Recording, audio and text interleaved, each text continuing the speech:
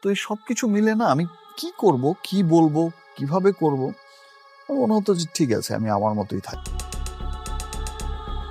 এবার চ্যানেল আইয়ের এক প্রোগ্রামে সাকিবকে প্রশ্ন করেন, অপু বুবলির উদ্দেশ্যে কিছু বলেন। তারা সারাক্ষণ ক্যামেরার সামনে এসে আপনাকে নিয়ে উল্টাপাল্টা কথা বলেই যাচ্ছে, তাতে আপনার ভক্তরা বিভ্রান্ত হচ্ছে।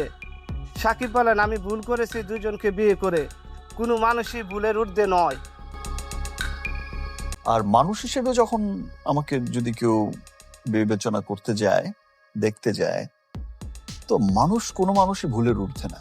মানুষ ইমোশনাল হয়, মানুষ হাসে, মানুষ কাঁদে। সাকিবকে আরো প্রশ্ন করা হয়, তোমার তো দুটি বউ, তুমি তো কারোর সাথেই থাকছো না, তোমার 3টি সন্তান আছে, রাতে একা একা কি করো, তাদের কথা ভেবে কি তুমি কাঁদো? উত্তরে সাকিব বলেন, তুমি কি কাঁদো কখন? হ্যাঁ, অফকোর্স। অনেক সময় নিজের সাথে যখন বসি, অনেক কিছু মনে করি, তখন খুব খারাপ লাগে, খুব ডাউন হয়ে যায় তখন। যেটা তো হওয়ার ছিল না, এটা এমন কেন হলো, এটা তো এমন হলে আরো কত স্মুথ হতো লাইফ, কত ভালো হতো লাইফ। বাট ওই দিন শেষে সেটাই বলবো যে মানুষ ভুলের ঊর্ধ্বে না।